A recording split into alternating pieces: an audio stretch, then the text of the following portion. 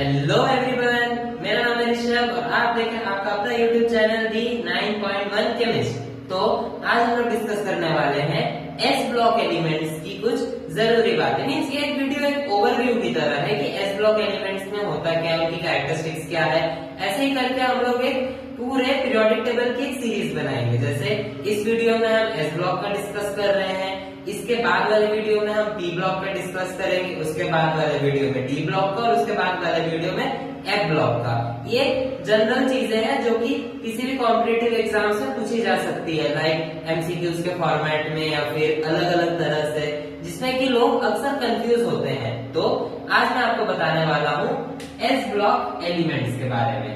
S block elements periodic table में सबसे पहले से शुरू होता है, जिसमें कि हमारा रहता है ग्रुप 1 और ग्रुप 2। एस ब्लॉक एलिमेंट्स में आप एक चीज हमेशा याद रखना, इसमें ग्रुप 1 और ग्रुप 2 के एलिमेंट्स आते हैं। तो इसमें हम देखेंगे कि ग्रुप 1 जो होता है उसको हम एल्कली मेटल्स कहते हैं और जो ग्रुप 2 होगा उसको हम एल्कलाइन अर्थ मेटल्स कहेंगे। दोनों के बीच का डिफरेंस समझिए। ग्रुप 1 को हम लोग एल्कली मेटल्स कहते हैं, ग्रुप 2 को हम लोग एल्कलाइन अर्थ मेटल्स कहते हैं। और एस ब्लॉक एलिमेंट्स की सबसे खास बात यह होती है कि इसमें जो वैलेंस इलेक्ट्रॉन है वो हमेशा एस ऑर्बिटल में ही एंट्री करेगा। देखिए, एस ब्लॉक एलिमेंट्स की खासियत ही इस वजह से है क्योंकि जो वैलेंस इलेक्ट्रॉन है, मतलब जो लास्ट इलेक्ट्रॉन है जो आउटर मोस्ट शेल में है, वो कौन सा ऑर्बिटल में एंट्री करेगा। तो हमेशा याद रखना, जब भी ग्रुप 1 और ग्रुप 2 की बात होगी एमसीक्यूज में अगर कभी भी पूछा जाता है तो उसमें ये चीज को एकदम से बिना सोचे टिक कर देना कि ग्रुप 1 ग्रुप 2 है तो एस ऑर्बिटल में ही वैलेंस इलेक्ट्रॉन जाएगा। और दूसरी चीज, इनकी जो आयोनाइजेशन एंथैल्पीज होती है ये बहुत ही कम होती है। आयोनाइजेशन एंथैल्पी का कम होने का क्या मतलब है? आयोनाइजेशन एंथैल्पी का कम होना मतलब है बहुत जल्दी आयन बना लेते हैं। लाइक Na से Na+ बन जाएगा, लाइक जैसे Na से Na+ बहुत आसानी से बन जाएगा, Li से Li+ भी बहुत आसानी से बन जाएगा। जो आसानी से बन जाता है इसी को तो हम कहेंगे कि लो आयोनाइजेशन एंथैल्पी और हाई इलेक्ट्रोपॉजिटिविटी।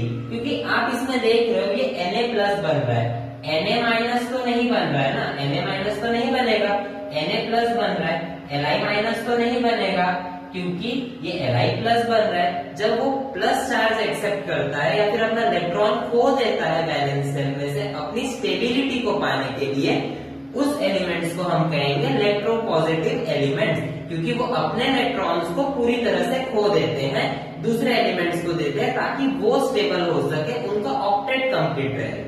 ठीक है, और उनमें जो होती है स्ट्रॉन्ग रिड्यूसिंग प्रॉपर्टीज होती है।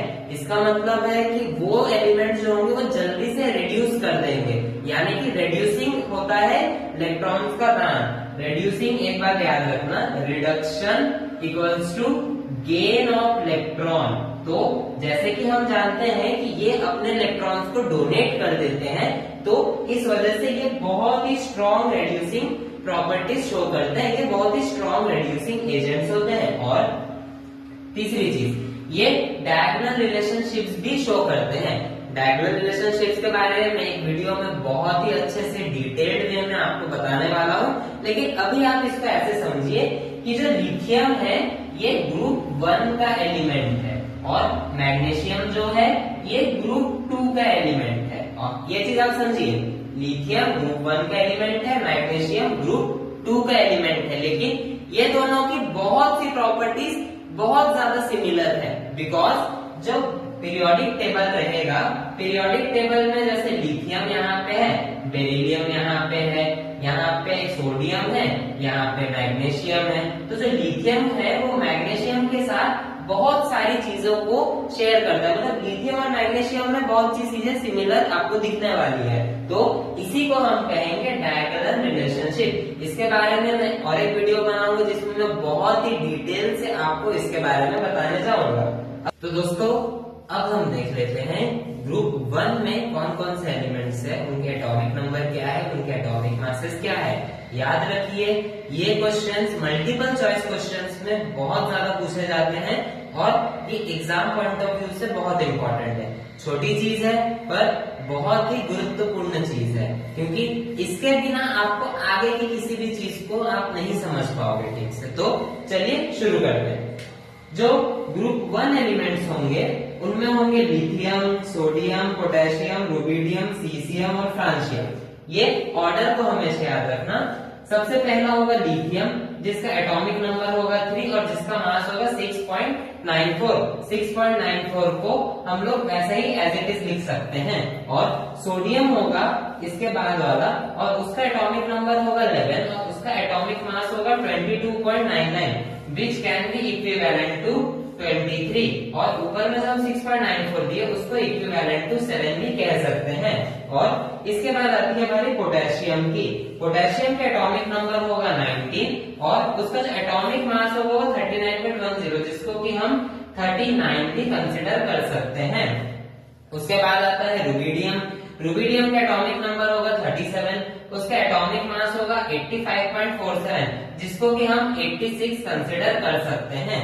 और सीसियम है उसके बाद वाले एलिमेंट, जिसका कि एटॉमिक नंबर होगा 55, जिसका मास होगा 132.91, इसको अगर हम 133 भी कंसिडर कर सकते हैं। और जब होती है बात फ्रांशियम की, फ्रांशियम का एटॉमिक नंबर होगा 87, इसका एटॉमिक मास होगा 223। 223 के आगे तो कोई डिजिट है नहीं पॉइंट में, तो इस वजह से उसको हम 223 कंसिडर करेंगे। तो अगर हम ये जो बाद में जो मैं लिखा हूँ कंसिडरेशन, इसको मैंने राउंड ऑफ करके लिखा है, इसको आप अपने कन्वीनियंस के अनुसार देख सकते हैं। लेकिन जो एक्चुअल एटॉमिक मास है वो लिथियम का है 6.94, सोडियम का है 22.99, पोटेशियम का है 39.10, रुबिडियम का है 85.47, सीसियम का है 132.91, फ्रांशियम का है 223।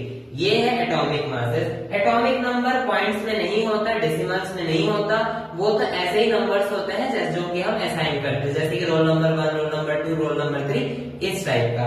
अब मैं चाहता हूं कि आप इसका स्क्रीनशॉट ले लीजिए, क्योंकि ये एग्जाम पॉइंट ऑफ व्यू से बहुत ही इंपॉर्टेंट चीज है। दोस्तों अब हम आ जाते हैं ग्रुप 2 एलिमेंट्स में। ग्रुप 2 में हम देख पा रहे हैं कुछ एलिमेंट्स हैं जिनके नाम है beryllium, magnesium, calcium, strontium, beryllium और रेडियम। और इनके एटॉमिक नंबर है बेरिलियम का 4, मैग्नीशियम का 12, कैल्शियम का 20, स्ट्रोंशियम का 38, बेरियम का 56, रेडियम का 88।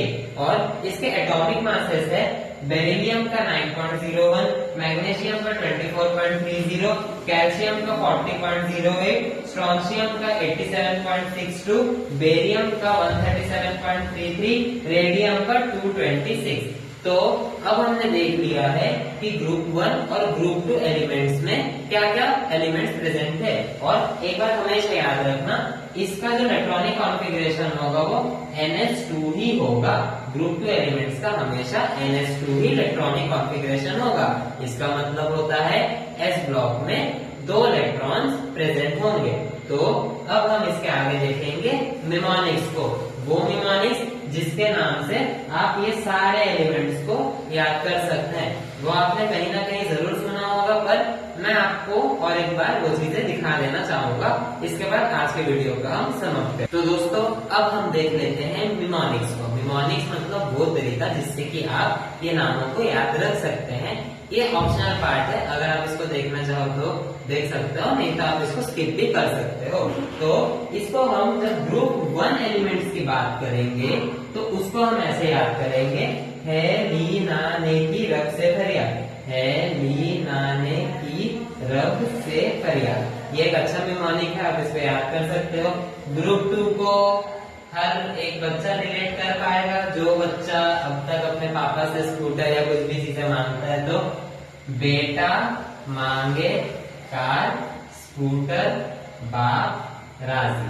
ये और एक निमोनिक है जो कि ग्रुप 2 का है, जो कि आपके लिए सबसे ज्यादा रिलेटेबल होने वाला है मेरे कुछ चुलबुले भाइयों के लिए।